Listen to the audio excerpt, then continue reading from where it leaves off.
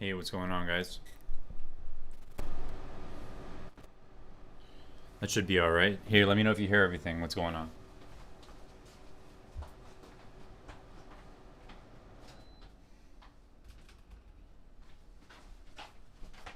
Put up the heater. There you go. Alrighty. Okay, I just wanted to do a little session recap this morning. I didn't trade too much, but I think it's still important to talk about a few things that have been on my mind. So just let me know if you guys hear everything okay just before we get started here. I think everything is good on that end. Just make sure you can see the screen there. Okay, that's the second screen, and that should be good. Okay, cool.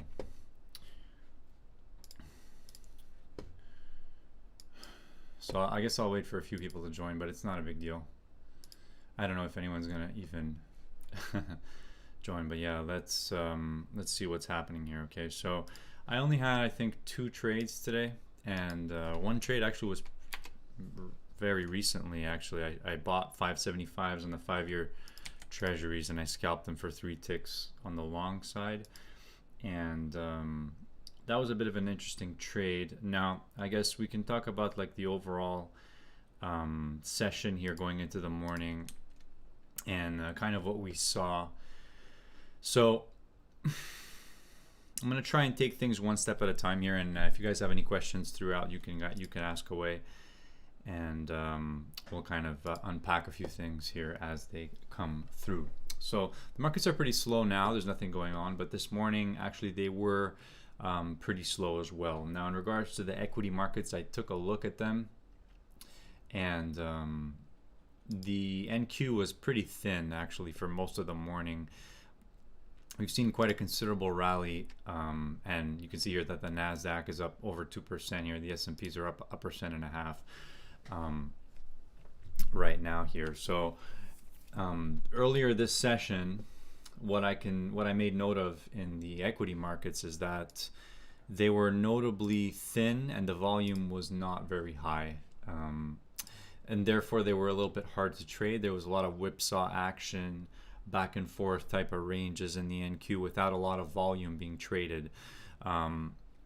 So, and again, I've traded the Nasdaq for long enough to kind of be able to filter out, what's the difference between a gambling market and a market and a setup that's worth taking,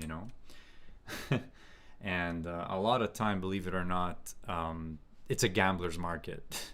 Basically, and what I mean by that is it's basically it's the market maker's market. Like they pull their bids until they get filled, and then they pull them the other way until they get filled, type of thing. And for you to see that on the DOM is like nearly impossible, because they can pull their orders and add them back in a split second, basically. So that's what I call basically a gambler's market.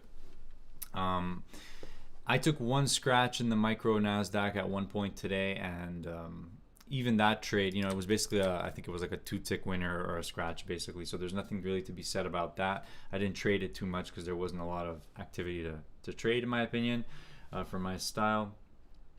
Now, one thing I've really been working on in my trading, because I've been reading this book. Actually, I just picked it up recently. I don't know if you guys can see that, but this is a book from Jared Tendler, which is The Mental Game of Trading. And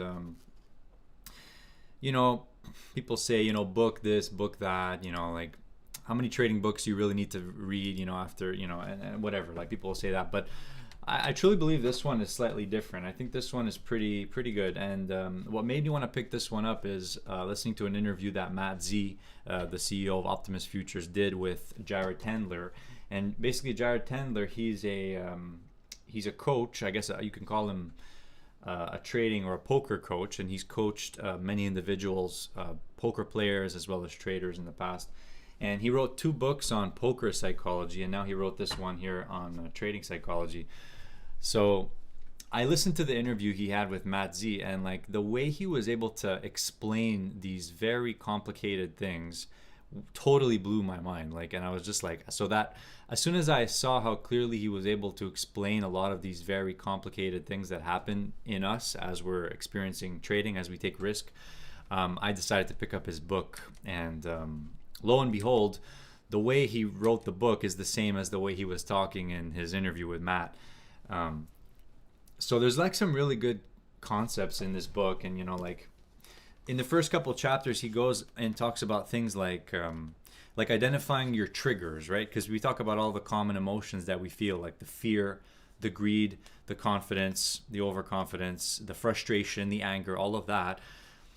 What's important is kind of finding the trigger to when these things happen, right? So, and I guess you can only really find your trigger once you've traded the market enough, right? So if you've traded NASDAQ enough days, you're gonna feel those triggers. When it starts to trigger you.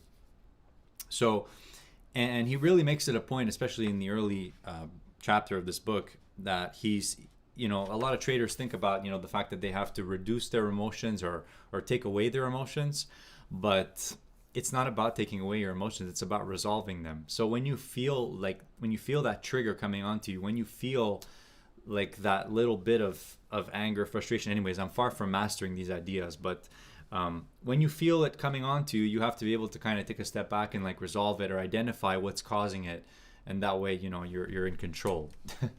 Instead, most traders, by the time they realize their emotion was in control, they've already lost money trading. They've already taken a stupid trade for no reason. So things like this, guys, is going to make a big difference for me, at least. So yeah. So I mean, for the majority of today, I didn't really take many trades. Like I said, I took one trade now in the 5-year, and the bond market's real slow. The stock market feels like gambling, and that's it. So where I'm at is basically here. Look, that's where I'm at on the day. We're up 3 ticks on the 5-year, and that's it basically. So we'll see. I'm not going to probably trade anymore, but we'll take it easy here. I just wanted to do a little bit of a session recap. So going into today, I guess the news docket was a little mixed, and well, I guess we can go ahead and look at that Financial Juice newsletter thing. Hold on. So there wasn't a lot of economic data, but we're seeing headlines pop up about this this variant thing, and then I'm seeing Biden talking about travel restrictions. But we already know that the market doesn't care about Biden. I mean, like, it doesn't take a rocket scientist to know this.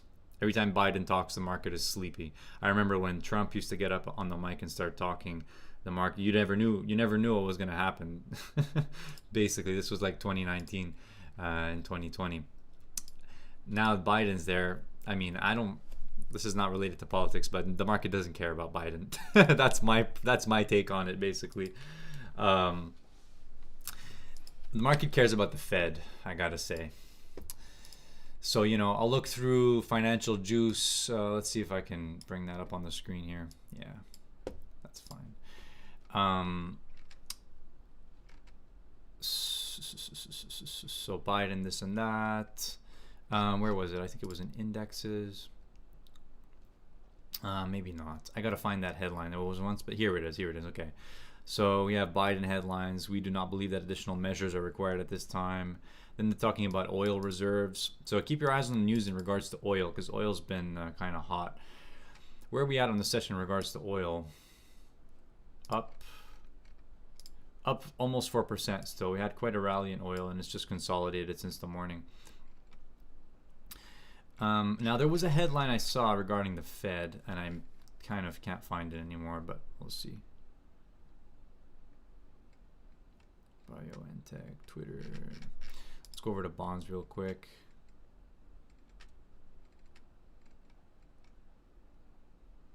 Okay, there's Biden. Here we go. So news talking about the Fed. But this was last week. Never mind. But still, this is relevant. So they started talking about the new variant has the potential to prolong the effects of COVID on the economy for longer than expected. So for me, this is interesting news because it keeps the sentiment alive. And for me, the sentiment, I mean, guys, without, this is not a recommendation to trade or anything, but look, I mean, look at this. Supply chain difficulties may not be fixed until the middle of 2022 or the third quarter. That's the Fed talking. So for me, that tells me buy real estate because inflation's not done yet. You know what I mean? so that's what we got in regards to the news. Now, just for fun, what we can do here is, well, let me find the thing. Hello, hello. Oh my God, Vlad, you're writing a lot of stuff. What's going on? Dark pools covered shorts on Friday. That's all I can confirm in hindsight. Why we rallying? Probably a short squeeze. Yeah, makes sense. Yeah, Optimist Futures, Matt Z. Yeah, so I spoke with him actually. He's a really interesting guy, and he apparently used to work as a risk manager on a certain desk, so he knows a lot about mistakes that traders make. That's for sure. Kind of interesting to talk with people that have been in the industry for quite a while.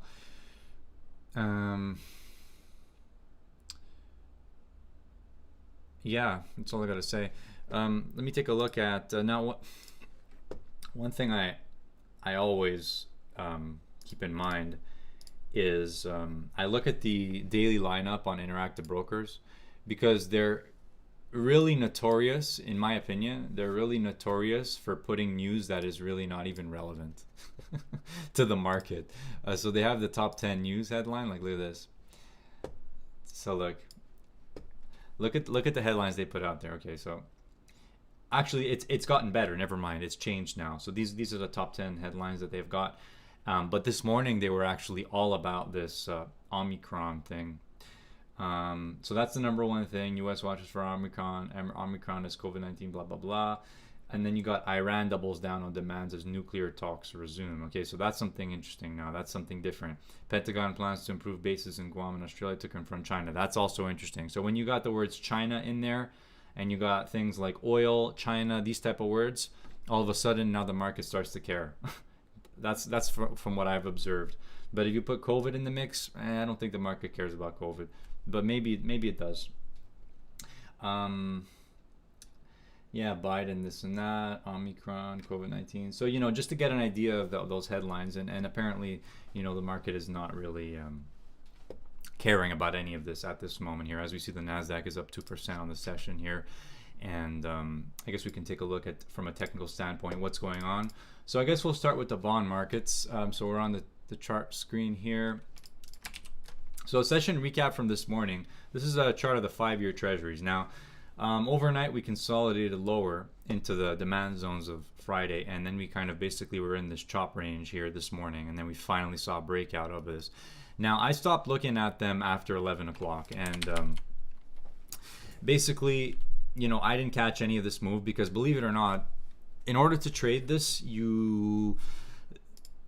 from what I was seeing, there's no way to get filled on the spread. You have to pay the offer to get in the trade. That's the only way, which is okay sometimes. You have to know when to do it, but in this case, that was what you had to do. In order to get any part of this, you simply had to pay the offer to get in, from what I saw. And there we go. We saw, again, the same sort of idea on the 10-year treasuries. We had the resistance in play in the morning at 4.5 and 4.5, 30 seconds, basically. And once you got above that, it was basically clear all the way up until the previous resistance up at those 13.5s. I had 14s, but then I saw this market trade to 13.5s, and I stopped looking at it anyways. The action was way too slow. There wasn't any good two-way flow to trade. So I didn't place any trades. I had John Grady's words in the back of my mind. This is just bad action, bad action, bad action, bad action. Don't trade it. Come back when it's better. So I had his words repeating in the back of my mind the whole time. So that's why I didn't jump in on any fucking bad trades, But every now and then, if you see a trade, you take it. You can't hesitate when there's a trade in front of you, that's for sure. So, looking at this chart, you can see how we top ticked this area. Now, for me, the resistance is around that 14. And you can see we traded 13.5s, and that was it, basically. And you can see there's also a step in the profile there. So contextually, it makes sense. Like within 2 ticks of that area, for me, is the zone. And that's, I guess, something that I have to get used to always doing, is that whenever you have an area of resistance or support or a supply or demand, whatever you want to call it, it's never an exact price. Like it's never an exact price. It's normally just a zone basically around that area. So in this case, there was a step in the profile right there, and that's what it was, okay? If we go over to the 2-year treasuries, there's also a bit of context here, but the 2 years, I don't know, that volume is very, very, very tricky. And what's really weird is that if you look at the volume traded on the 2-year treasuries, you can see here we traded 200,000 contracts in this session. Look at the 30-year treasuries, we had traded 195,000. So it's really clear that the most volume is transacting on the 10s and 5s, which is pretty standard. But I mean, this is just like literally a non-existent amount of volume here trading on these 2 years. Well, let's not say non-existent, but it's just hard to trade. Okay, that's basically what I mean. That being said, it doesn't always stay that way. If you looked at them last week, the 2-year was doing more volume than the 30, so you got to keep an eye on those things. Yeah, let's see if any of you guys are writing comments. I always take the comments off my screen. Let's see.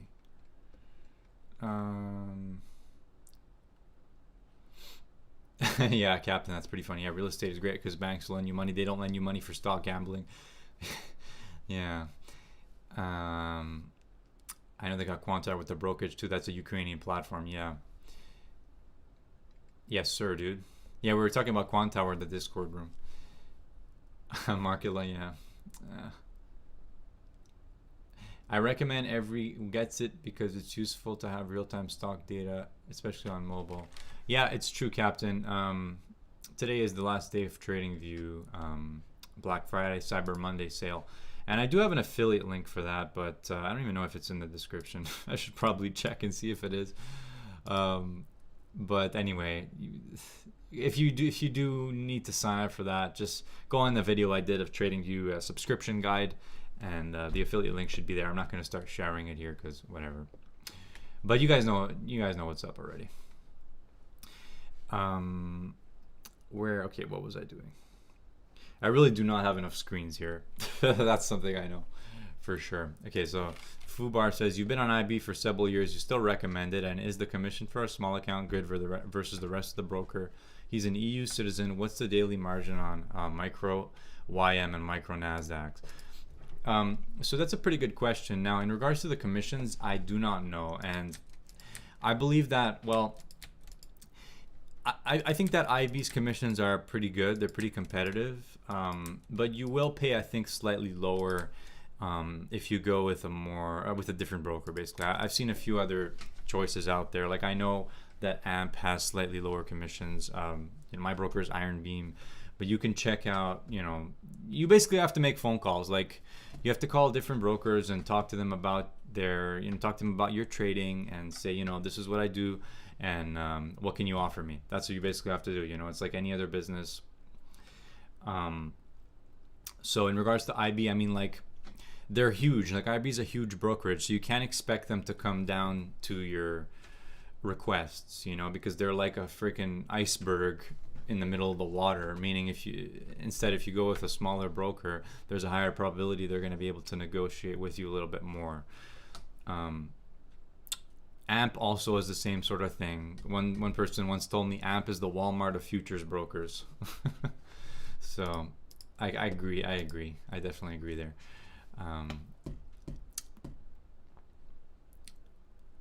Captain says he's 52 cents micros one way. Yeah. There you go. Captain's got the right amount apparently. That's still high, I believe. 52 cents one way is really high.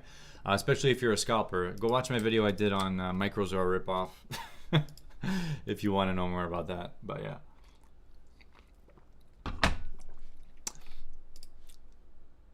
Okay, back to the charts. Treasuries are consolidating here. We've basically been in the same range here since an hour now almost. More than an hour, in fact. So there's nothing going on here. We're basically stuck in the middle of a range on the treasuries. Now let's go ahead and look at the stock market really quickly here. If I hit F8, there we go. Switch to chart books. So we've had a pretty sizable rally here in the stock market. And look at these daily charts here. For example, the S&P futures, quite a recovery as well as the NASDAQ. NASDAQ's definitely leading the show here in terms of this recovery. I could say potential supply zone on the daily time frame up at these 490s. Demanded down at these 114s. So we're in the middle of a trading range at this moment here. I guess we can zoom in a little bit more here. Let's take a look at the S&P futures on the 15-minute chart. So there was a bit of context I had around the 652.5s, and we blew through that pretty easily, and now we're trading some volume up here at these 666s. That's, I guess that's where it was supplied from. Market loves psychological numbers like that, 666, 420, even numbers. I've seen it happen numerous times. I've seen the NASDAQ bounce off of 420 at least 5 times in the last year, no joke. Maybe I'm approximating, but you know what I mean. So in terms of context, this is where the market is currently consolidated from above these 665.5s. You know, it could have room to go higher. If we zoom out a little bit more here, there's some consolidating ranges that we can look at. Up here, potentially 672 and something. But again, it's a bit of a gray area here. Like when I see a kind of messy profile like this, messy sort of structure, and it's always indicative that these areas are not going to hold as well. They're not going to be very relevant trading into these areas. So, you know, I might as well just remove that. It's not really relevant, but you could say there's a chance that we trade up there. Let's look at the NASDAQ really quickly here. Well, not really quickly. We got time to kill. What am I saying really quickly? And it looks as though we're trading into some resistance zones from last week. So 426, and look at it, guys. Look at it. Didn't I just finish saying 420? Look at where the NASDAQ traded to. 419 and something. For me, that's 420. It's 420 Illuminati confirmed. Don't you know by now, guys? The market loves psychological numbers like that.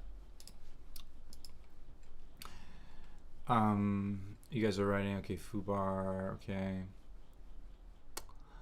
Ninja got the worst commissions. And Ninja, you really need a full license. There's something, whales and options today, okay.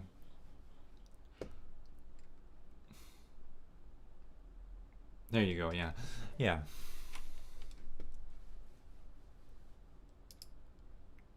Okay. Yeah, market context, NASDAQ here, you can say now.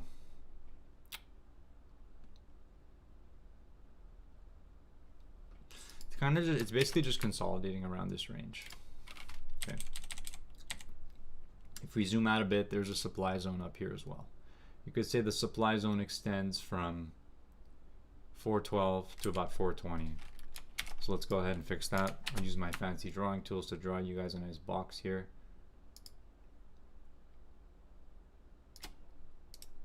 And we'll extend this, and that's our supply zone from Friday, basically, for the NASDAQ. Other than that, I don't have any other context there, but actually, believe it or not, this lines right up with the context on the daily chart as well, which I believe was around those 440s. So I think that's relevant enough for now. If I need to zoom out more, I will. But remember, this is my opinion on the market, is that the longer I give more precedence to recent information. That's what I want to say. I tend to not give that much precedence to super big time frames, or what I mean is areas that were in play, you know, many days ago or many months ago. Again, it depends, right? It depends on what the market is doing and how it's trading around certain areas. Let's run a quick correlation scan to see if things are correlated. And again, I know we're in the afternoon now, so there's not really much going on. So I'm going to run a quick scan really quickly here, and at the same time, I'll just bring you guys over to my main screen.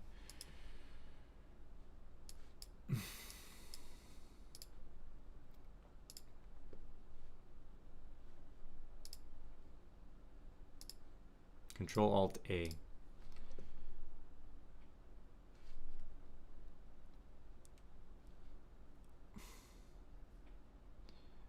I've got S&P futures, Adobe, and a few other stocks here lighting up in terms of 90% correlation to NASDAQ. Let's take a look at some of these. Why not then? Huh? So I'm going to bring you guys over to this screen, actually. Let's see. Third screen right here. Whoops, that's not the right screen. Let's fix that. It should be display number 3. There we go. Cool. Okay.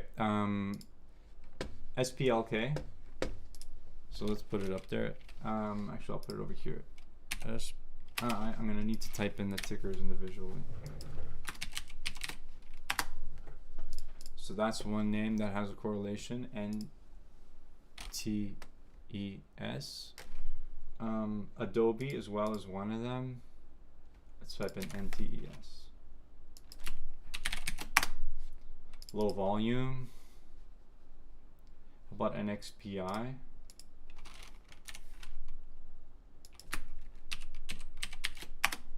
Low volume as well. So a lot of these stocks that popped up on my scanner are pretty low volume. SNPS, that was another one. Again, super low volume. Nothing worth trading there in my opinion. We'll change that back to Intel. So yeah guys, it's consolidating season right here. Nothing much is going on. And if you guys have any questions for me, let me know.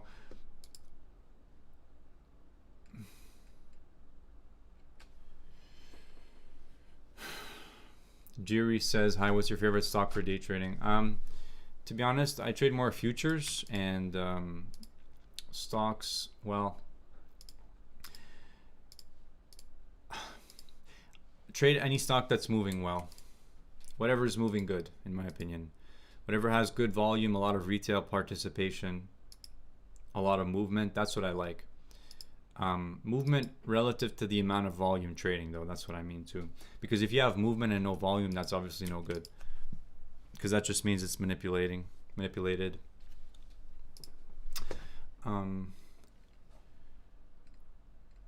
What software? Yeah, Sierra Chart, Vlad answered. Yeah, it is indeed Sierra Charts.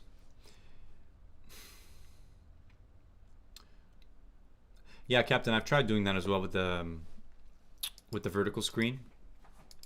I think it's fine to do that. But it's not really ideal. I guess you'd have to try it out and mess with it. But like, look, let's be honest. Like, if the market's really moving that much, like, it's almost untradeable. If the NQ is moving like 10, 15 points, it's just not really, in my opinion, very conducive of good trading opportunities. Because it normally means that the market's very thin and has no volume to hold it anywhere. In that case, there's no point in even looking to trade that kind of market. You know, I'd move over to the ES in that scenario more often. But yeah, guys, in regards to today's session, it was very slow. I only had 2 trades, and I believe my execution was fine. I had 1 scratch, and I guess I could show you a recording on my screen, but I don't think it would make that much of a difference. In terms of the movement today, there was overall not very much flow, not very much volume. I felt like I was more in control of my triggers than normal because I was more conscious of it. Even before reading the Jared Tendler stuff or starting to read it, I already started to kind of become a little bit more conscious of these types of things. And it's basically about recognizing your triggers, recognizing when you start to feel a trigger happen. And it could be due to anything. So, you know, even just sitting here for like 45 minutes without taking a trade, there's a slight buildup of maybe a little bit of frustration, a little bit of boredom, right?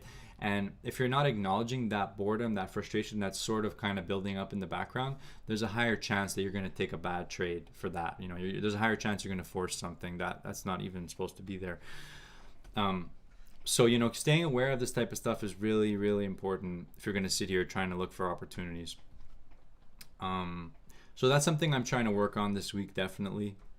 Every single day that I come to the market. And, you know, at the end of the day, it's not even really about, okay, this might be a little controversial. I was going to say it's not even about making money from trading, but it is. Obviously, the way you trade is to make fucking money. But, it's to manage risk more importantly than make money. But what I view it as, and a friend of mine brought this up last time we were having a conversation about this, is that he wanted to approach trading with the goal in mind of personal development before actually profits. You know what I mean? So approach the market from a way that you know that it's going to trigger you. So you're that much more conscious of the triggers basically, and you're not going to let that kind of tilt you basically.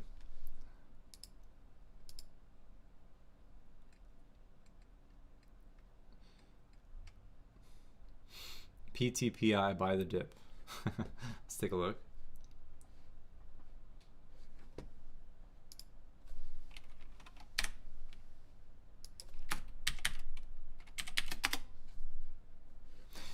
Why did you suddenly drop? I didn't drop NQ to trade treasuries, Gabriel. I did not. I just started trading treasuries. I didn't drop NQ. In fact, I traded it today. I think a mistake that traders make is that when they have, you know, patches of a rough patch or limited success, is that they just stop and they do something else. That's a common beginner mistake. I'm way past that. I've done that enough times already. No, I'm not stopping to trade NQ. I've traded NQ for over 2 years. I know how it moves. I also know how it triggers me. That's more important, I believe. So I'm not going to ignore it completely because I have a strategy that works really well on NQ in a certain type of market condition. Oh my God, this PTPI thing's really crashing, isn't it?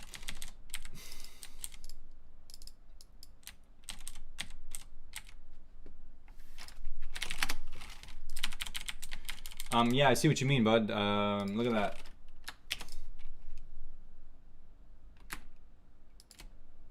$3.76 up to about, let's see, 389 to 376 is for me is the buy zone on your stock, trading more stocks.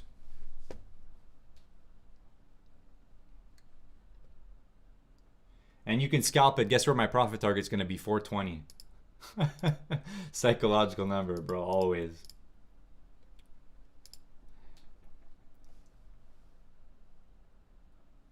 Seems like a reasonable trade.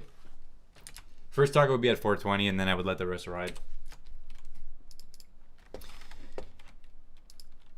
How do you find stocks for trading? Scanning. Honestly, I just I look at what this guy writes, trading more stocks, and he tells me what stocks to trade because he always has good stocks. Yeah.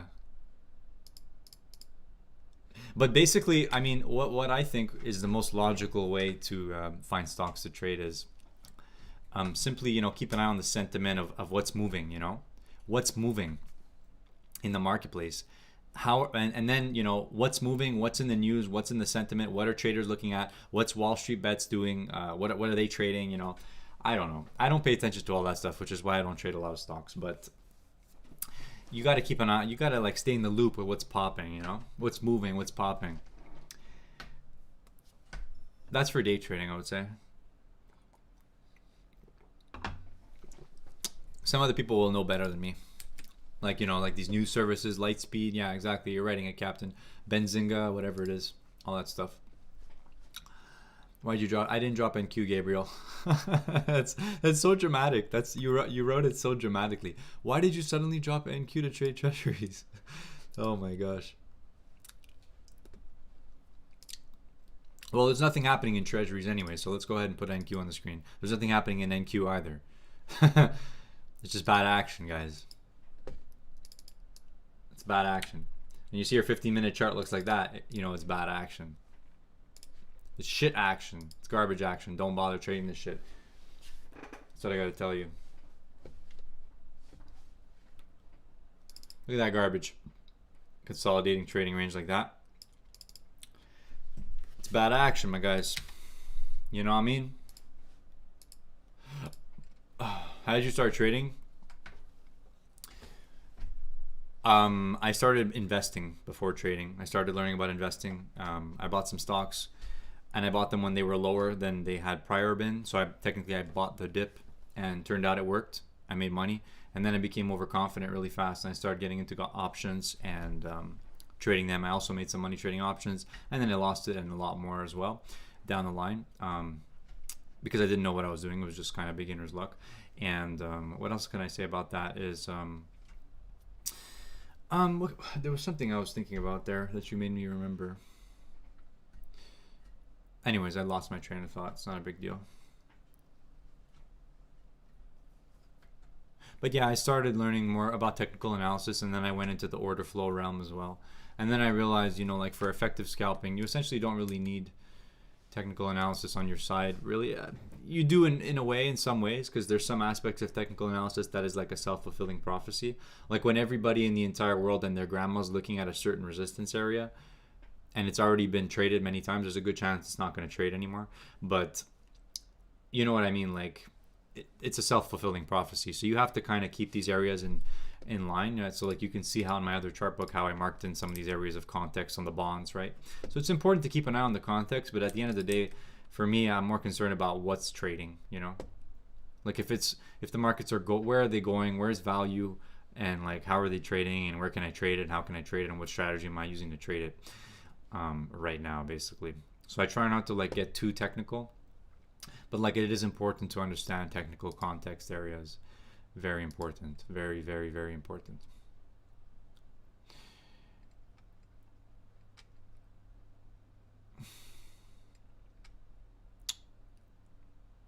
Because you got to understand the context, right? So wherever you get context from, I think is important. Some people get their context from volume profiles. Some people get it from an indicator. Some people get it from looking at correlations. And you know, all of these things is a form of context. Context also relative to how it's been trading right now. So right now the context is the market is slow. There's not a lot of movement, and it's just not conducive of very good opportunities. Therefore, I don't look to trade it. You know, you need more. You need more factors in your favor. You know, if you're gonna play some bets. You know what I mean?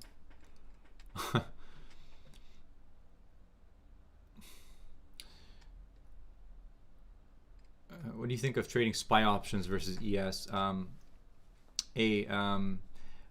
thing I could tell you about this. Hold on, let me see if that's even working. No, it's not. It's not even working. That thing. I gotta do the thing where I can put the comment on the screen, but it's not a big deal. He's saying, what do you think of trading SPY options versus ES? Well, look, I did a video talking about like the ups and downs of using options to scalp trade, and what I think you should know about options is that generally speaking, the volume going through on an option is going to be a lot less than the volume going through on a futures contract, right? So even if I look at the ES right now, like look at the ES, this is a slow market, I would say. I mean, we're 2 o'clock and there's, you know, I guess you could say maybe it's like a mediumly slow consolidated market. And you can see there's still a decent amount of contracts going through at every price, right? Because this is considered to be pretty much the most liquidly traded futures contract out there, you know, or one of them. And that's the S&P 500 futures. So if you look at the volume going through on an option and compare it to this, you're going to see basically a huge discrepancy there. You know, on your option, you might see like 5 contracts, 1 contract, 2 contracts, and then there'll be like nothing for like 30 seconds. And then you'll see another 5 trade, another 10 trade. So what that tells you is that there's less volume there. So there's a less of probability that you're going to be able to get the fill you're looking for. And there's a higher probability that you're going to get a worse fill and you're going to have to chase the price to get out if you need to. And there's also a higher probability that your stop loss, if you use a stop limit order, is going to get skipped over completely because of a lack of trading, a lack of liquidity. So just be careful with those things. And I brought up some of those points in the video I made about options scalping. But that being said, if you're looking for like bigger positional trades, then the game is different, right? So if you're looking at, you know, buy an option, scale in, or if you have a certain strategy that you kind of know exactly what you're looking for, then I believe that you can do it on options as well. Because, you know, without going into 1,000 details about about a trading method, but you know, people who trade options, some of them, you know, they have a pain tolerance as well, right? So when you know that there's a point where you can probably see that there's going to be some stops triggered, those areas would be a better place to place a limit order if you're looking to enter a trade. That's all I want to say. Now, let's look at what you guys are writing. Trading More Stock says, I build my screeners in reverse with the end goal in mind is a good place to how to start. Yeah, I agree, man. I agree. Like I often do that too. Like you have an idea for a scanner, an idea for something, and you kind of conceptualize it, and then you finally, you know, you sit down and you put it into script or whatever you need to do.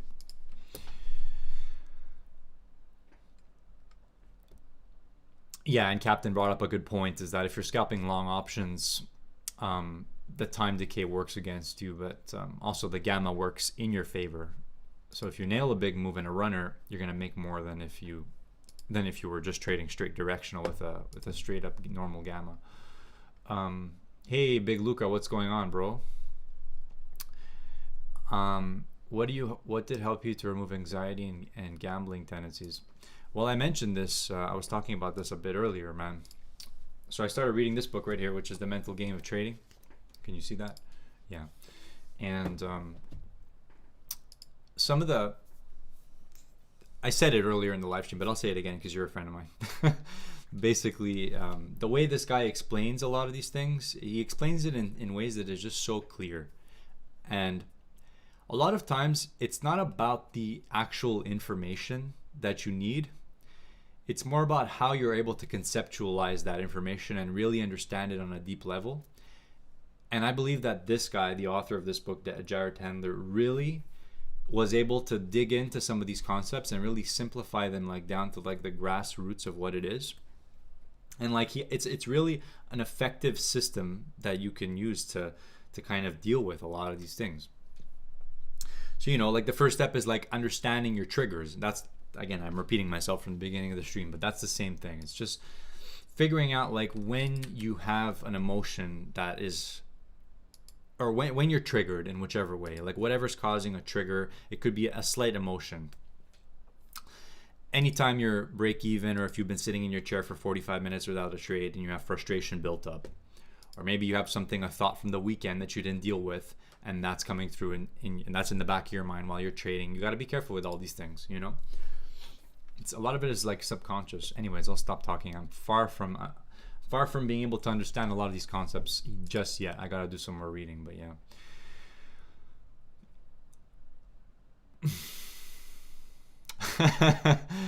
That's right, Captain. He treated it as a video game with Jay Powell in charge.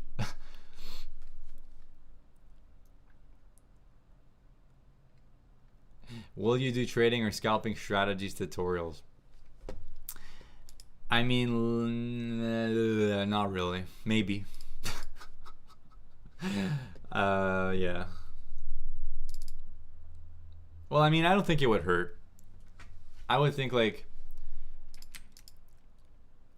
you know, like a trading strategy, learning a certain trading strategy in the way is the same thing as like learning how to play a certain song, or learning how to play a certain technique on an instrument, or learning how to swing your golf club a certain way. But just because you learn the strategy, it doesn't mean you're going to be able to apply it in the circumstances that it's meant to be applied in. You know what I mean? So like I could teach you my strategy that I use mainly for NQ. But believe it or not, a lot of what I do in my trading, or what other traders do, experienced traders, is that a lot of what they do is... Sorry, Big Luca, you distracted me there. You just... Okay, a lot of what traders are doing is, what I was going to say is that it's intuitive, and they don't know how to explain what they're doing. And they can't... they can't explain what they're doing, basically. And I've experienced this too. You know, like I've talked with one trader who is a way more experienced trader than me. And, you know, they can tell you stuff about how they trade, but then you start to apply it and you're like, shit, I'm getting stopped out. You know, like I'm not making money doing this. So like, could I be missing something, or is it just me, or what's wrong here, right? Well, in reality, probably the guy who told you what he was doing didn't actually tell you what he was doing, because what he's doing is like 50% what he told you, and the other 50% is intuition, and it's like based on another sort of signal that he wasn't able to really clearly communicate to you. So when you have, so for example, when you watch webinars, or if you pay for a trading service of traders who explain their strategies, if you ever wonder why they're like 3 or 4 or 5 hours long, now you know. It's because in order to truly explain a lot of these things, it really takes that much time, because a lot of it, like I said, is intuitive. Because you have, like, there's so many little nuances that come together that after a while, manual traders, they don't know how to explain them in words. Like, to explain some of these things in words is really tricky sometimes. But yeah, so that's where I can go. That's where I can tell you.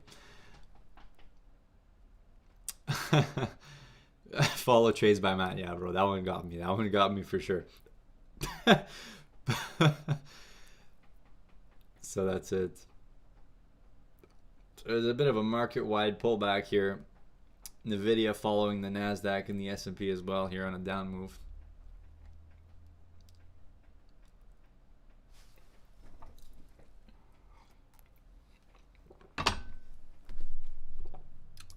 But again, not very conducive of good opportunities for me. A tight range like this is just, it's just room to get, you know, chopped up. I'm not interested in getting chopped up, but I like to chat with you guys every now and then, so let's see what you guys are saying here.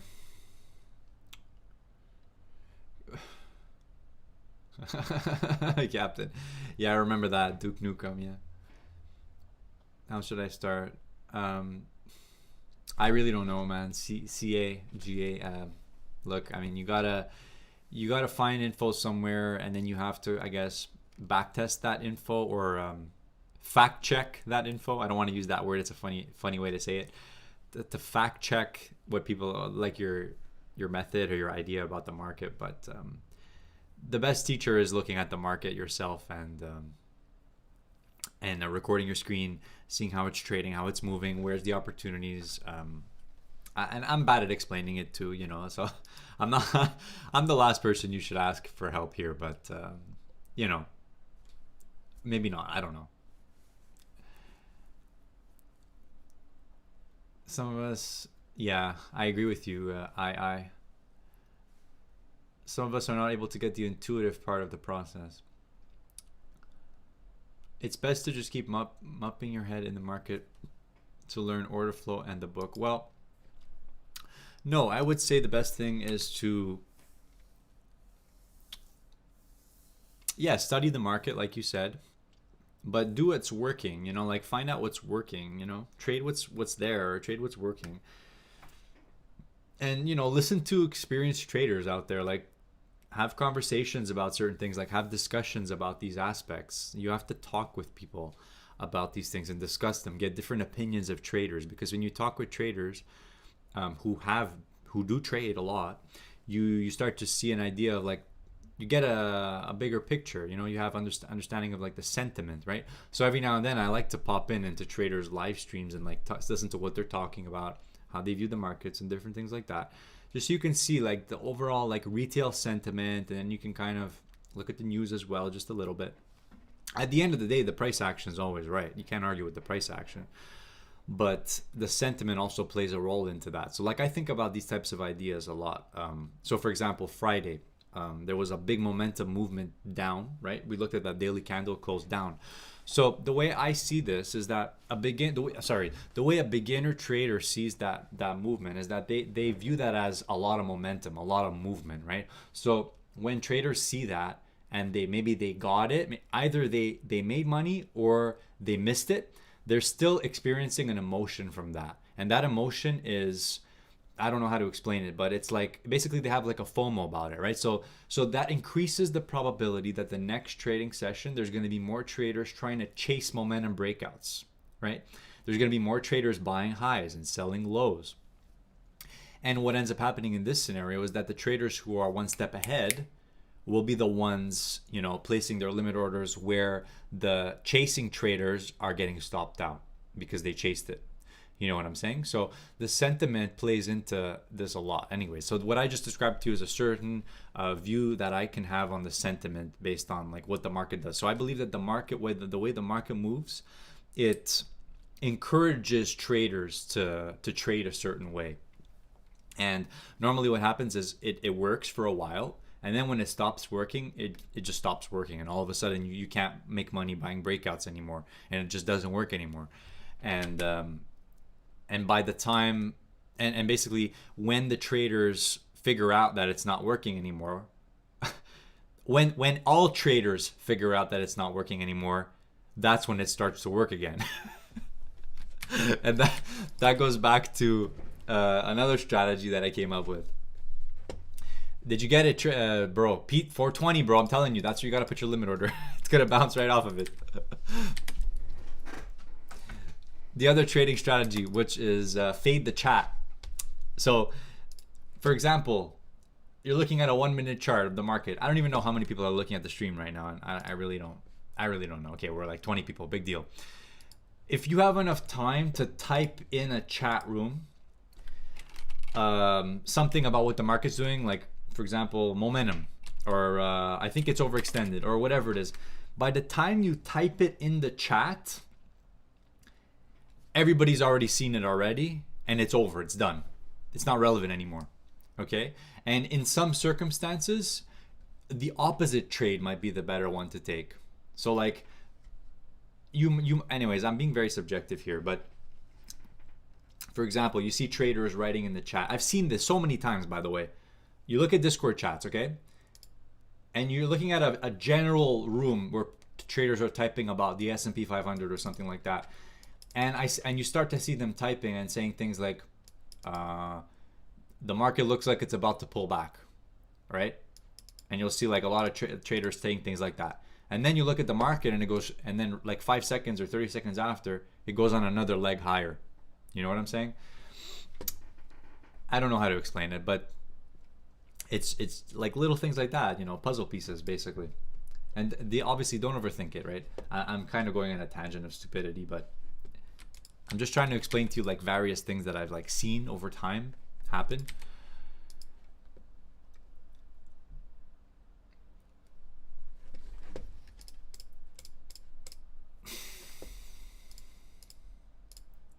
Let's look at PTPI like you're saying here. Can I put it on my screen?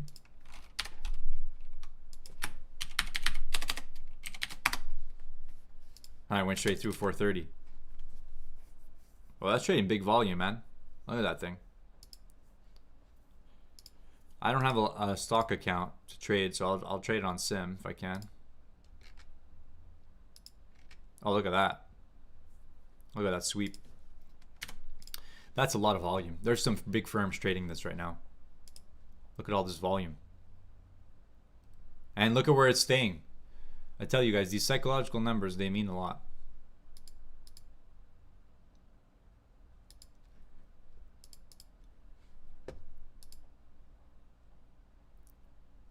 Yeah, exactly, dude. Basically, what I'm trying to, and maybe I need to find a way to kind of write this down a little bit better. But basically, what I'm trying to say is that when a trader has enough time to type something into the chat, it normally means that already many traders out there see the same exact thing, and that means it's either going to be a self-fulfilling prophecy or the opposite's going to happen. So like if everybody and their grandma knows that 420 is a resistance, there's a good chance it's going to blow right through it. You know, again, that's a subjective statement, but it has to be part of the context, right?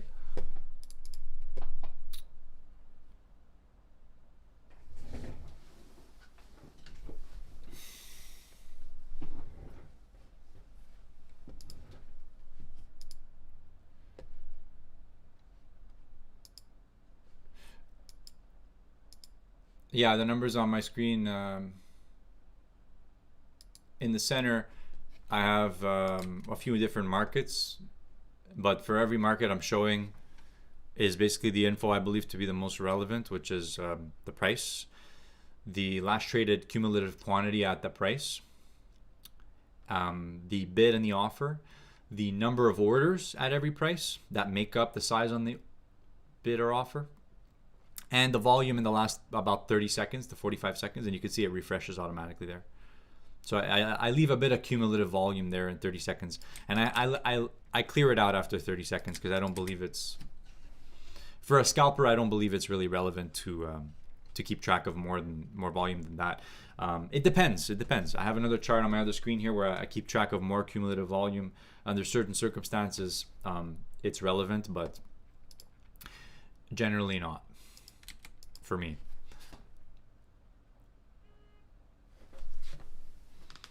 Who's honking?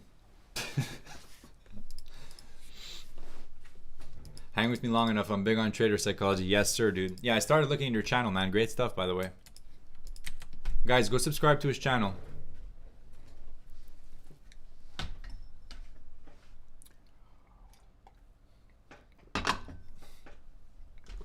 Oh my gosh. So let's look at this PTPI business here.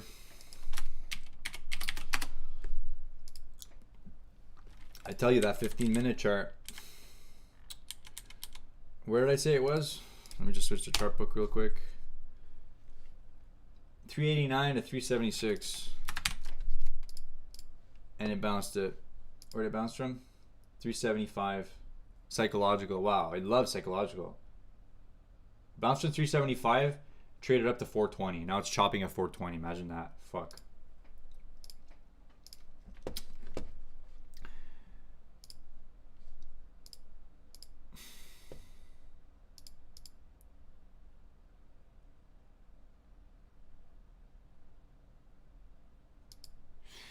Have you read what Al Brooks has to say about scalping? To be honest, a little bit, yeah. In the past, I have.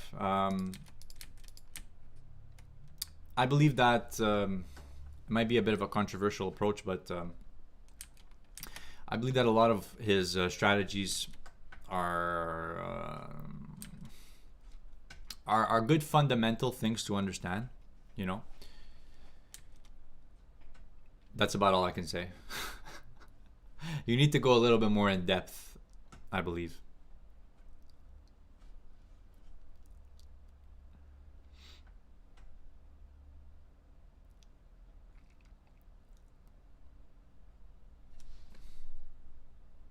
So now I'm, you know, yeah, you said it, Captain.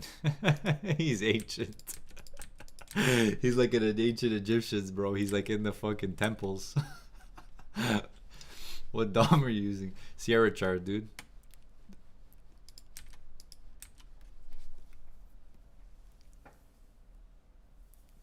He's ready for his temple.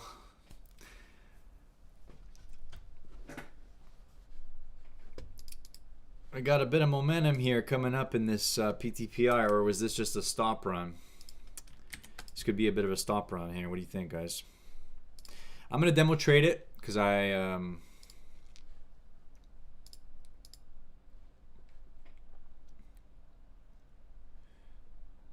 bid ask triggered stop offset. I don't know.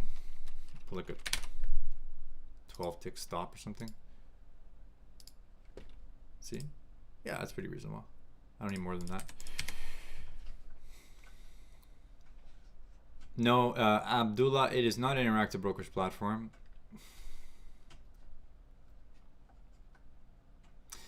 Agreed, Emerson. It is a little too removed from what tech can do these days. Agreed. It's slowly grinding, this little stock here. It's grinding up here, 429 now. It's on sale at 429, my friends. We got a bit of an iceberg there, 429. You see that offer? About 40,000 shares. 429, can't push him. If he pushes them, I think it's gonna move.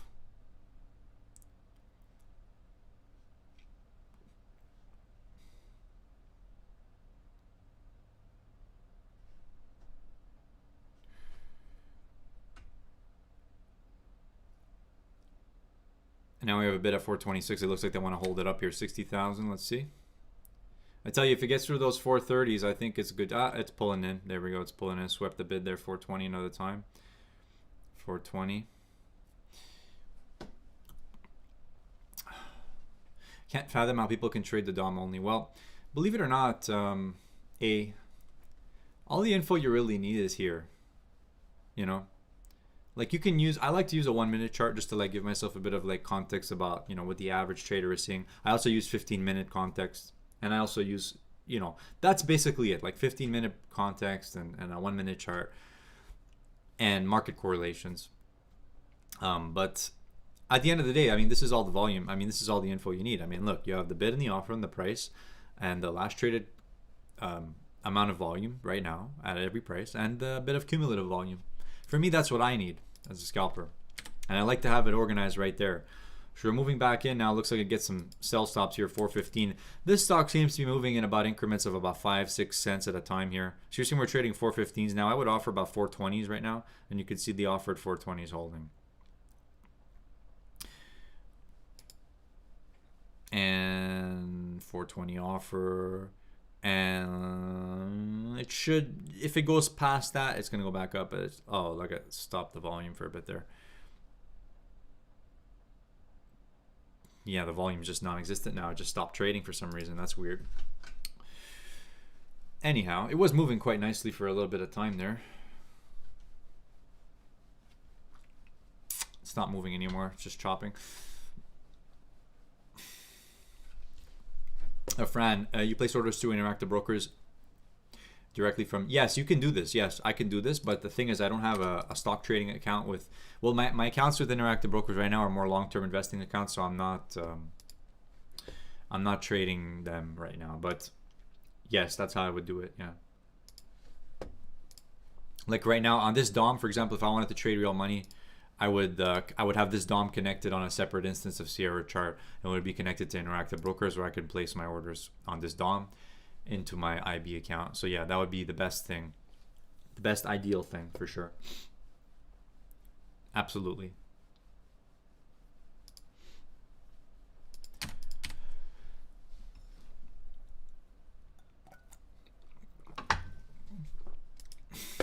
We're 2:30. Let's see if there's any opportunity in the bond markets here. It's in a bit of a rally, haven't we? Yeah, the 5s are trading 8.25 now.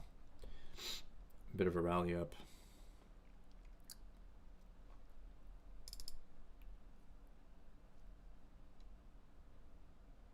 Two-year coming up to some resistance at 1287.5. You can see I have it marked there. I love the fact that I can mark levels in the DOM like that. Oh, it's just great. It's fantastic. It's just too good. So we've got resistance on the 10-year at 11s. We have it on the 5-year at 9s to 10.25, and on the 2 years it's at 1287.5, and on the 30s it is. See, I'm on top of my shit, aren't I, guys? On the 30s there's resistance at 17s, which is where we basically are right now, and at 24s. So if the 30s get above 17s and start holding, it might give fuel for the market to rally here. These 10 years and these 5 years might rally to about 9s. But never mind, we've already traded 875s here on the 5-year. Anyhow, that's what I can see.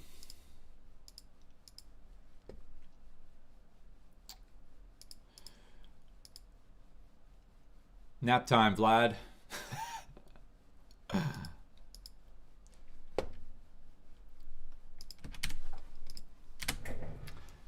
Yeah, let NQ go to sleep. That's what I would say. Have you ever tried Bookmap? No, I have not. I receive a lot of questions about it, though. I say traders always ask about Bookmap. I have not. I have not tried it.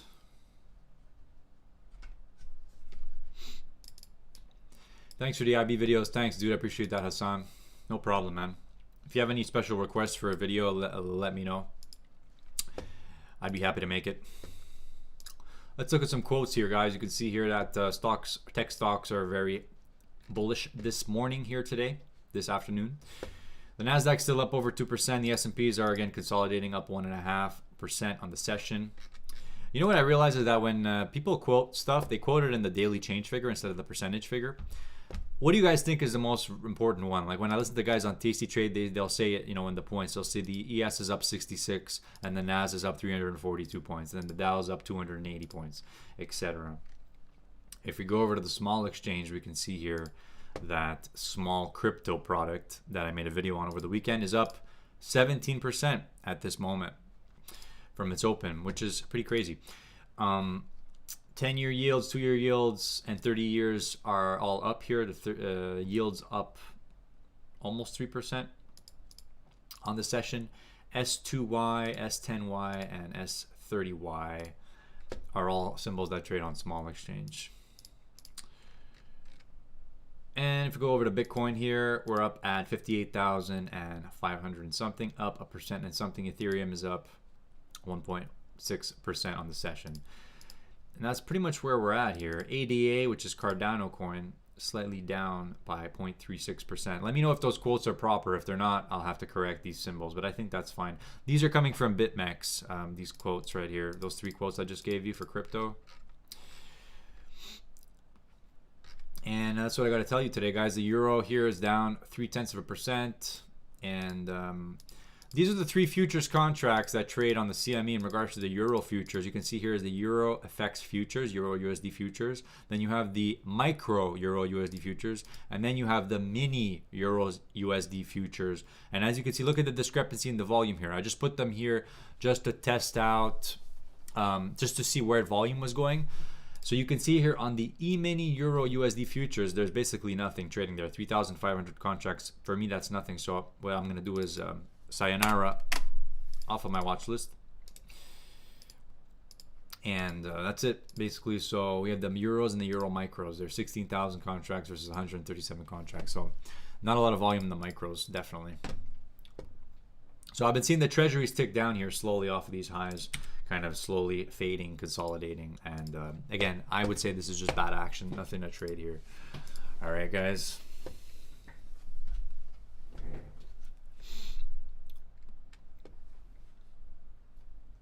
So Captain's taking a nap. I think I might join him. Have you ever tried Bookmap? Bookmap is awesome. Do you have the patience to explain the green bars? I'm assuming they are volume indicators, but why do they sometimes just disappear? Can you go over the DOM window interface? That's the last traded volume in the last 30 seconds. That's what it is. These green, these ones right here.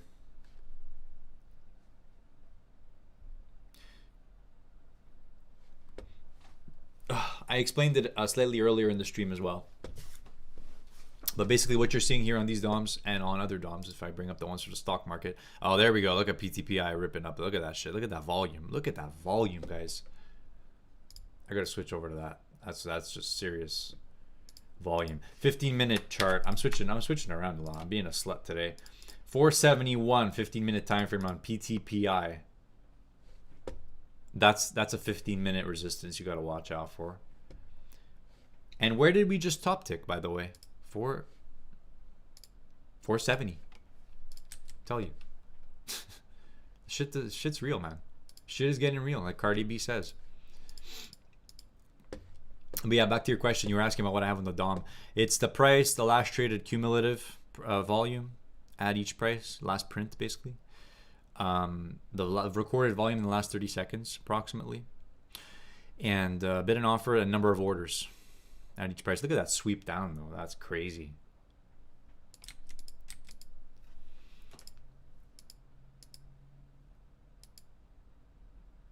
And you know, I've traded the DOM for I think about a year and a half. I've been tweaking my DOM for about a year and a half now. And this is what I have right now, and for me, this is all I need. I'm not planning on tweaking it any more than this. This is what it is for me. It's not going to change. If I change, it's only small tweaks. Like for example, if I need to see 45-minute. Oh yeah, my cursor is turned off. You're right. Sorry, dude. Thank you. Now I should have turned it on. Yeah. Well, that thing just top ticked those 70s. Now what are we doing here? Chopping at 37s. I would imagine it can rally up another time, but let's see. We traded 38s, now we're trading 40s. Let's see how much this thing is moving.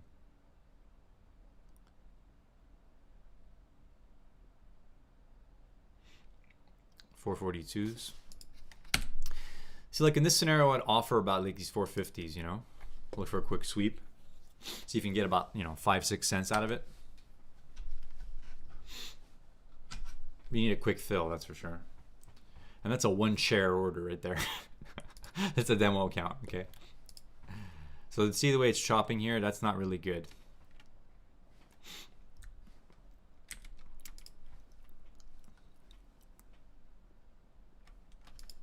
$440. The longer it chops, the more I want to pull my order. 44s.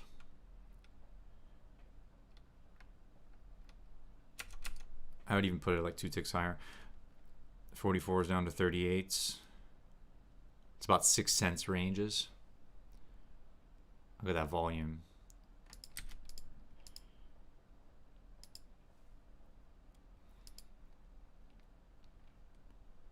$6-cent ranges, so that means it should be about a 3-cent overshoot, not more than that. 38s and smashing a bit at 38. Looks like it's gonna fly down from there.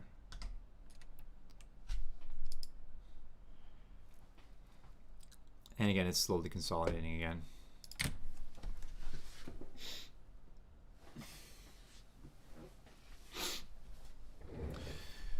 Yeah, and what do you mean that the NinjaTrader DOM has less information? You mean it has less options in terms of what you can show? I think that's what you mean. Percentage, yeah. Hassan says percentage. Yeah, that makes sense. Percentage.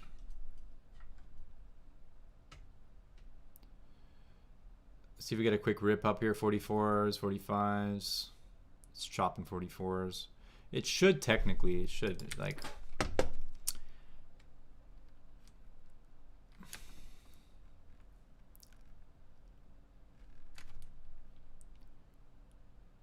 Look at that, the way it's struggling. I don't like that. I really don't like that. It's going 4, 5, 6. Now it's going to go 7. If it goes 4, 5, 6, 7, 8, no, for sure you're that for sure that's a pull. 100% pull. 6, 5, and it flushes down. Yeah, for me that's a pull right there. I'm not going to take that at 450. But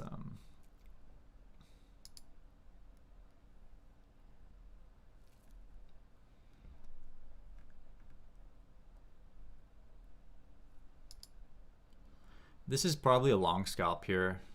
Oh, never mind. It just flushed down. But if it was going to stay at 39, it would have been a little long scalp. But it's definitely squeezing out some weak hands right now. That came out of that thing. And you can always tell, you can always kind of tell when that behavior starts to happen. A typical 1 minute sort of pattern where you see, whoops, bad thing. Or you see a big, move up, immediate rejection, kind of like a blow off top, and then it just consolidates and it doesn't even have enough steam to go for like a second test. That's when you know it's really weak. And there was definitely some traders that got caught up here. So now we're going down and taking out their stops basically. And now by the time they get stopped, it'll come back up. Maybe that is. So I would say in terms of the support at this point, we're looking at this. $4.04 on this stock here. That's what I can see on the 15-minute time frame. Notice how we top tick that. So it means that it's respecting the levels pretty well in the 15-minute chart. So it can consolidate here, I believe, for a little bit of time before doing anything. Yeah, I don't even know if there's anyone watching here. Oh, there is. Hey, what's going on, guys? Yeah, smash the like button if you're in the stream. Appreciate that.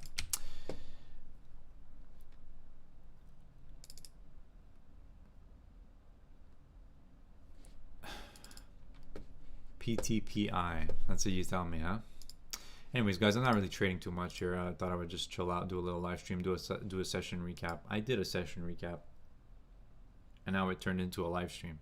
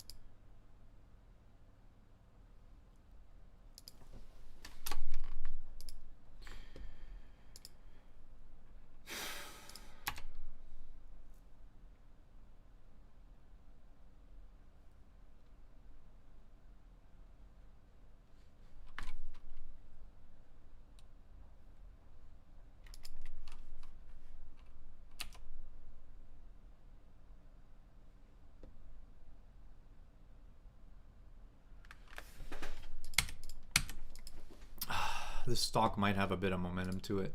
PTPI. Let's see here, 440. You might be able to scalp it long if it starts to keep on do this. With a very tight limited risk here, 440. 1, 2, 3s, 4s. 4s, fill that 2s, 4s. 4s, fill that 2s. 2s. Evens, 38, swept down. We're offside by 4 ticks. 40s, let's see if it tries it. 40s offer, or else I scratch. Printing up 43s. Fours. Let's see it try to print fives. Come on. Nope.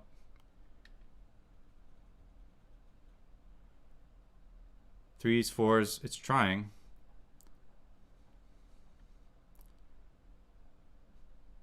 I'm taking a 2-tick scratch there. I got out for 2 cents.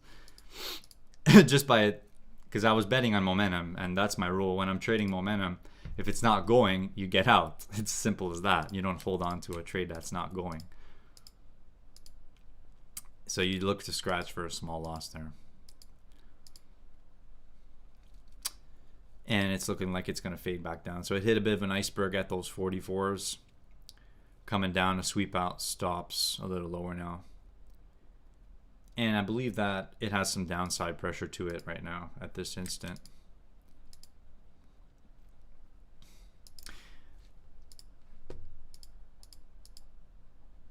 Is that EMA, blue and green lines? Yeah, it is, yeah. On the other charts you were saying, yeah, it is, yeah. It's an EMA.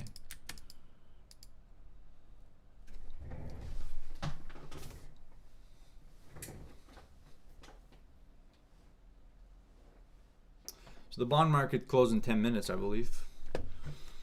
I don't think there's much going on here. It looks pretty slow.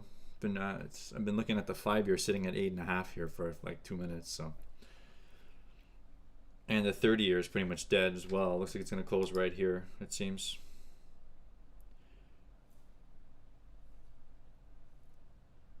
So it looks like bonds are dead. Stocks are moving a bit, but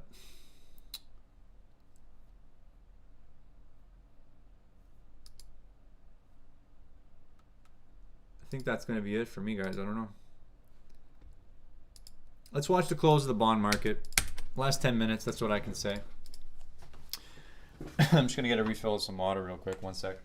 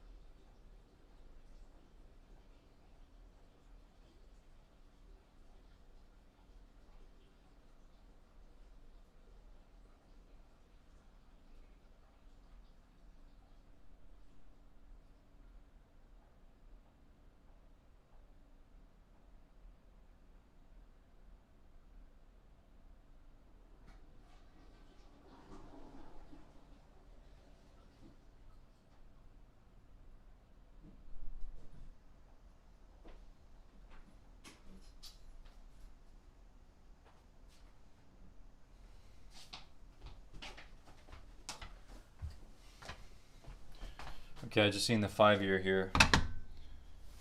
CL getting smashed. Yeah, I see it as well.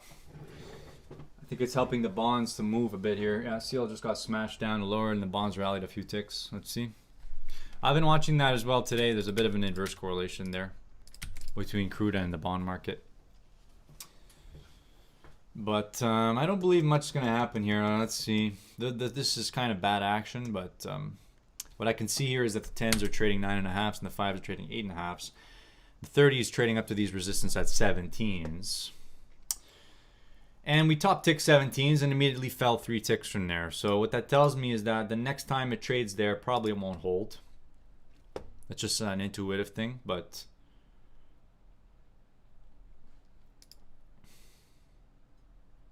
it also tells me that we're probably just going to close right here. We can easily sell off now that we've top ticked that and sold off. But I'm not really looking for any opportunities at this point here. I try to stay pretty chill in the afternoon. I don't want to trade too much. But if I see a decent trade, I'll take it. I won't hesitate to take a good trade.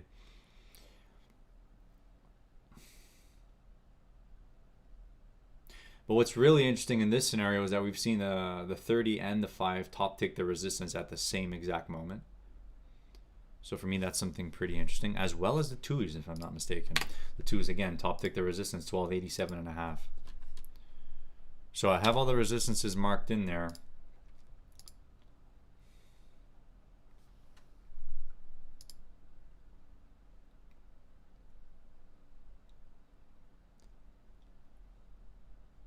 It's just that 10 years got a little bit of room to go to about 11s or so.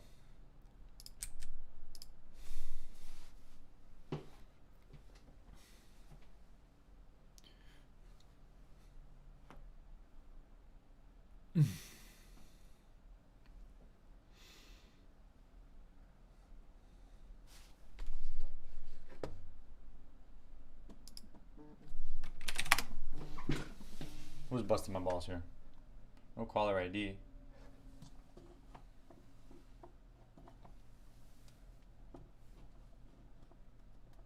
What's RTC? It's a place where a friend of mine works. That's all the info I can give you. Okay, that looks fine.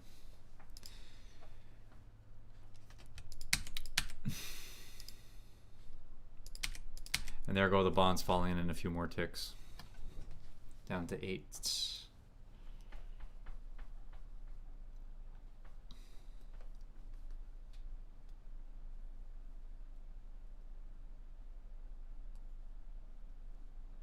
I need that crude oil price on my screen. There it is. 63.5. It's not moving, isn't it? It's weird. Why is it not moving? Is it halted or something? No, it's not halted. It's just slow. It's just crap. There's dead action, no action. All right, so this is a lesson to you traders out there. If you're watching this and you're looking at this market, this is what you call bad action. It's dead. Don't trade this shit. Don't give your money to this dumb market. It's slow. It's not worth it. Until you see a trade, you trade it. But until then, don't even bother. Stay conscious of yourself, of your emotions. The slight buildup of frustration, the boredom that you have when you don't take trades and you start with the market all the time. You have to stay conscious of that. Resolve those feelings. For me, there's no trade here. We're seeing the treasuries fall in a few ticks, and that's what I can see. But I'm looking at the 30-year, and it's kind of just staying on 14 now. It's at 15 offer here. So we see a bit of an uptick. 9.5 on the 10-year. It has room to go to 11, that's for sure. The only problem is that the 530 and 2s will likely keep dragging it down if they can't get above their resistance. That's what I can see.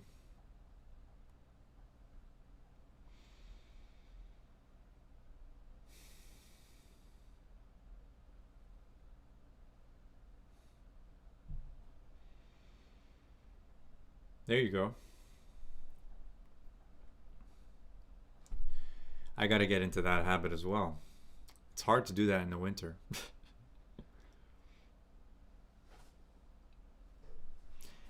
I got into a pretty good habit of riding my bike end of summer, talking like August, September.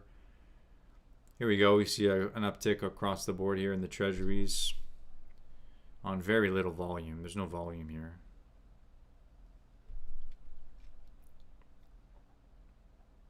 Look at that. They're just pulling the offers here. 875s now. Trading on the offer, 875s. Let's see what they take. Back to 850s.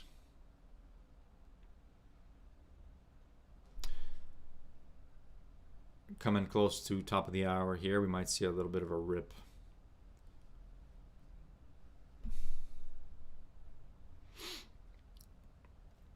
Or maybe not. I think it's setting up for potential rip and failure. I think that's what it's setting up for.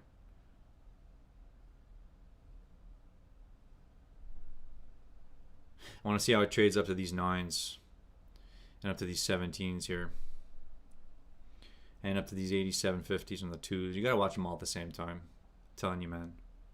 You need like 4 eyes, you know, just bam, you know, get all of them at the same time. That's why I put them all on the line on my screen. So far, this is dead action. Backtick 950 there. Look at all those one lots at 950. You see that? It's a nice divergence. Number of orders. Look at that. Trading into them. Number of orders. Number of orders. There's a lot of orders. Tells me there's more one lots. There's more smaller traders. Who do you think's going to win? Big fish or small fish? Trading up now. 10s now. 10.5s now. 9s now offered trading here. 9 on the offers, guys. Will they take it? Is there interest? Is there buy stops? There's trading at 9 going on here. Trading at 9 now. 9 bid now on the 5-year. 9.25 is trading now. 200 contracts at 9. That's nothing.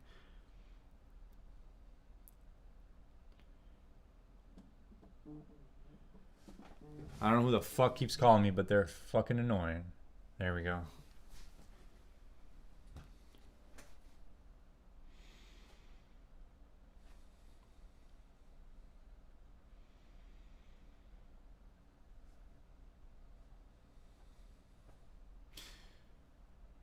Twos are above it.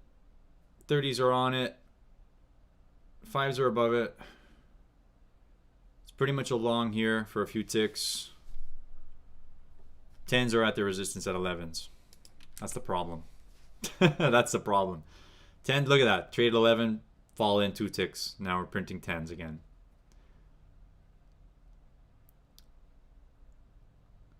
I told you there was going to be some kind of a trap. I had a feeling that there was going to be some kind of trap action here. But you see 136 printed at 11s. You see if more print. There's quite a lot of orders at 10. We got 1 minute till top of the hour. 17s on the 30.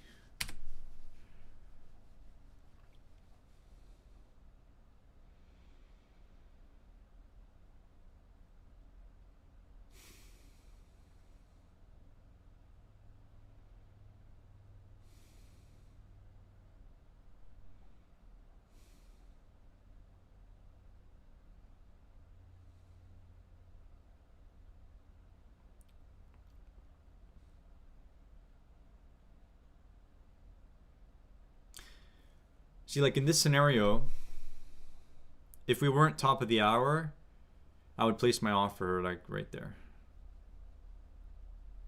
925, but we'll see. They're starting to move a bit. Look at this. 20 seconds, guys. Look at this. Look at this two-way flow. I haven't seen this in a while. It's a lot of two-way flow right there. Might have to review this later. Look at that two-way flow. 8.25, 8.5, 875. Look at this. Look at this.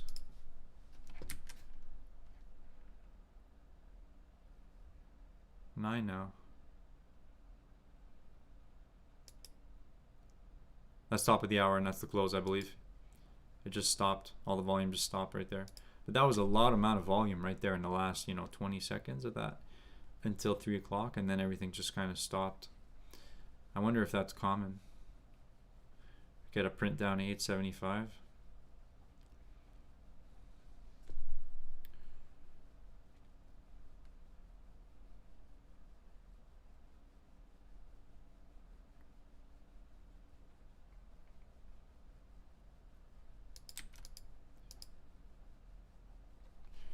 Someone tell me something. Give me a sign. That's what I want. Yeah, just dress up. Yeah, I gotta dress up for Halloween.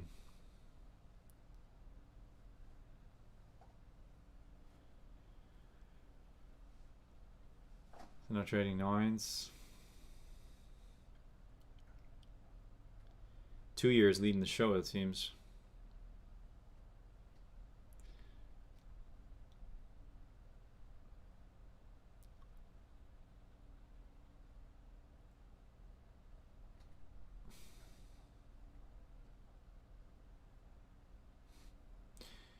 The way we top tick 11, I don't believe 11 is going to hold if it trades again.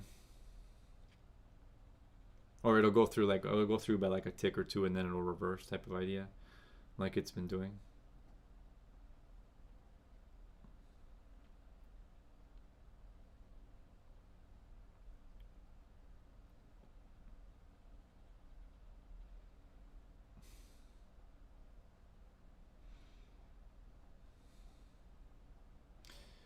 So I think that's the close, isn't it?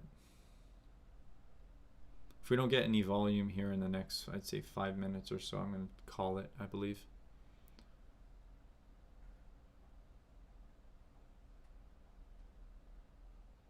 I wish it was moving that way all the time.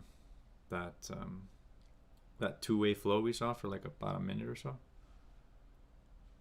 was actually only about 20 seconds, but yeah. If it was moving like that all day, it would be amazing.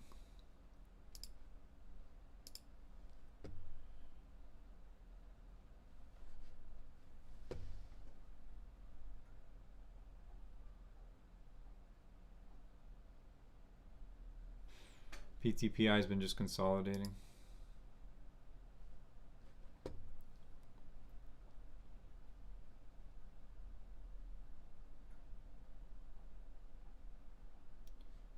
The NQ is still in the same range that it's been in since 12 o'clock. So I won't trade that.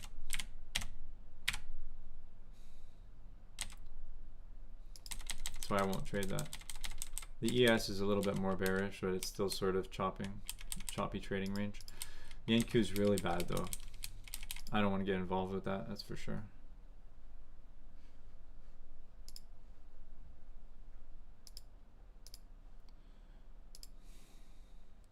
Here we go, 10 years trading 11s again. 9.5s now to 5 year. Let's see.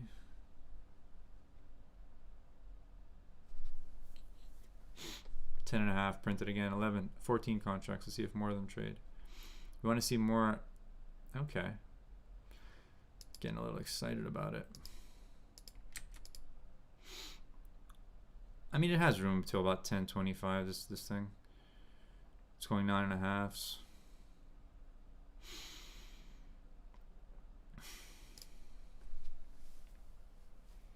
I don't think I'll even get filled here. It's probably just going to go straight there.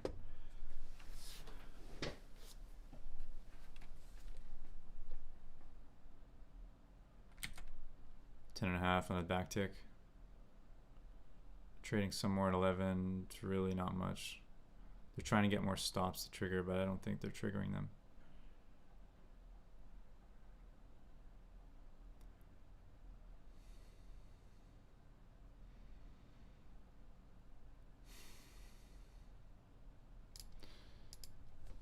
Yeah, I don't like that action at all.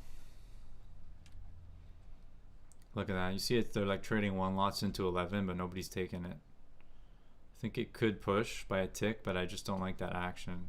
I would like to see more participation to hit into that offer at 11, you know. Also more movement in terms of the pulling of the offer. And we're not seeing that, so I think that's gonna call it for me, guys. Might watch for another minute just to see how this plays out, but I don't think I'll trade it. 30s are trading 18s now. Let's see if they print anything there. Back to 17.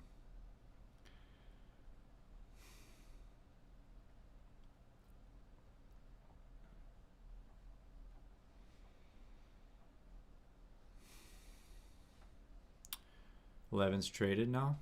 975's uptick on the 5 year. You see, you wouldn't have got filled on any back tick there in the 5 year. It's the type of move that it either goes straight for it or not at all.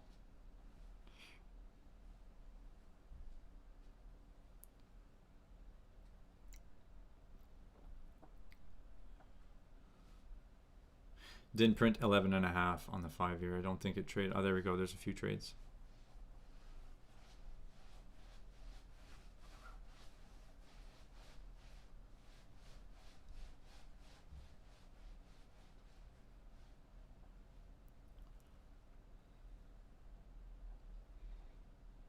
Yeah, nothing to trade there.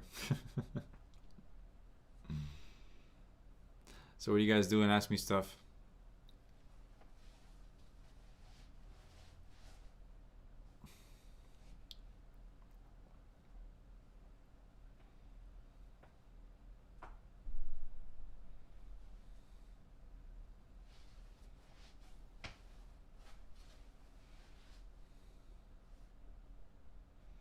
Look, it's just nothing going through here. It's like worse than this afternoon.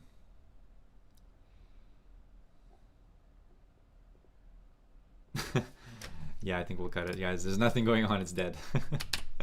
So yeah, that's what it is. All right, that's about it, guys. That's all I can tell you guys here. The market's consolidated. It's the afternoon. I'm going to go enjoy the rest of my afternoon. Probably go to the gym a little bit later, 4 o'clock or something, and review a couple things later, and that's it. So I reviewed my session on the early part of this live stream. You can always go back and review it, and that's all I got to tell you. Take care, guys. Have a good